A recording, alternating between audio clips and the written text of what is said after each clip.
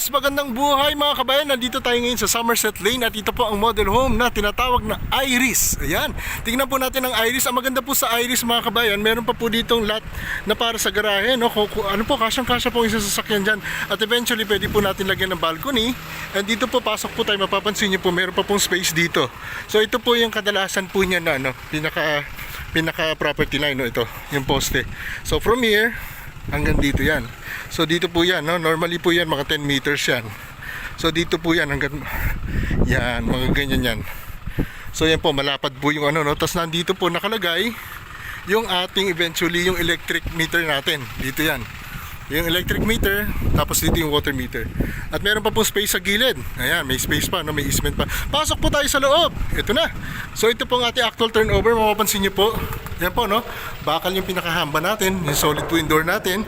At dito po makikita nyo po, yan po naka-vinyl tiles na siya. And maganda pa po dito, double lock siya. Isa, dalawa, yan po siya. Ang ganda, no? So dito po ang ating space for living area. Nandito po ang dining area, pwede, no? Maluwag, no?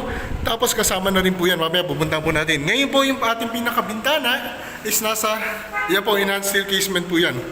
Yan po, oh. Yes, yan. Yan siya. Yan. Napakaliwalas, no? Tapos ito pa mga switches. And may mga outlet na and yung cable. Tapos dito po, mapansin nyo po, dito meron na rin siyang abang for cable. Ayan po, no, abang for cable. Tapos kasama na po itong ating kitchen countertop na may tiles na, may stainless sink, at merong faucet na napakaganda. Ayan po, no? So dito po may cabinet na rin underneath. Ayan. Ayan po siya. Tapos pwede nyo rin po lagyan eventually ng cabinet dito. Yan, para mas malaki po yung space. Tapos dito po meron po tayong tinatawag na bedroom. Ayan, may bedroom po tayo dito. Para ideal to para sa ating mga parents, syempre mga elderly din, no? Para hindi naakyat ng taas. Meron tayo ditong guest room. Or simply para kila nanay or sa mga bata, no? Meron tayong room dyan. Tapos dito po sa labas, meron pang space dito. 2 meters pa po yan, malaki pa po yan. Kaya pwede po tayo maglagay dito ng service area. Pwede maglagay ng laundry area. Di ba? Pwede rin po tayo maglagay ng stock room. Ang luwag pa, oh. Kung mapapansin nyo po, oh.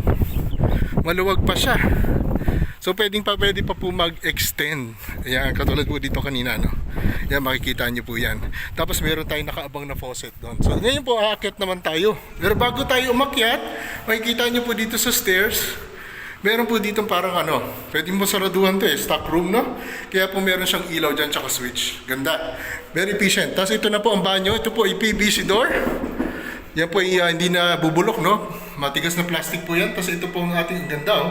Yung ating lavatory and itong toilet natin, toilet bowl. And yung ating shower. Ganda na finish, oh. Tsaka malaki po ang space. Tapos akyat naman po tayo dito. So akyat tayo dito. Ayan siya. Ito po yung ating stairs naman na bakal tsaka konkreto. Yun, oh. At maganda po dito, napakaluwag na steps. Even the circuit breaker, ang dami. Talaga naman, ang ganda, no? Tapos ang taas ng mga windows, oh.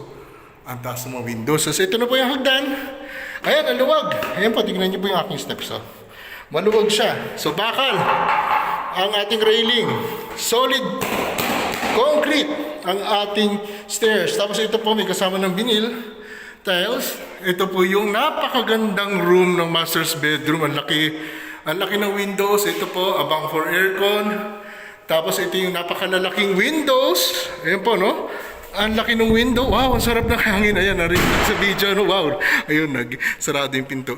Ayan po, meron tayong parang ledge. May ledge dito. Ayan, sa natatanaw yung ating mga kapitbahay. Ganda. So ayan, big windows. May ledge pa. Sorry po kanina, sumarado yung pinto. Lakas kasi ng hangin, eh, no? Talagang ano po talaga dito. Napaka-maliwalas. And dito po naman, ayan, meron din tayong pangalawang bedroom. Ayun. At ang maganda dito sa pangalawang bedroom, may abang din for aircon. Meron dito abang for cabinets. Tapos ang maganda po dito, ito na. Karamihan po ng kliyente, since concrete slab po ito, may drainage pa nga doon, no? Pwede siyang butasin, no? Dito ikakating po yan, gawing sliding door. Yun, ganda, no? Tapos ito po ay magiging parang balcony mo na. Or, pwede na namang isa pang kwarto. Kasi malaki pa lote mo. So pwede po dyan i-diretso yan eh. Itong slab na to. Pwede nyo i-diretso dyan para pinaka-balcony nyo, para may access din yung kabila. Tsaka dito, and at the same time, pwede rin siyang gawing family room or another bedroom. Plus, ito maganda. May isa pang toilet sa taas. Tsaka yan, pwede may shower din, no?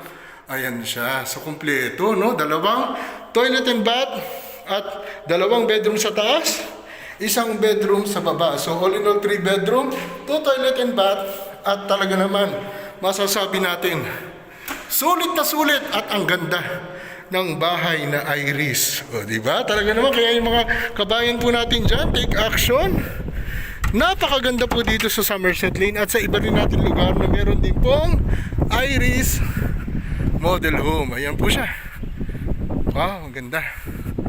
Ayun. Yan. Congrats.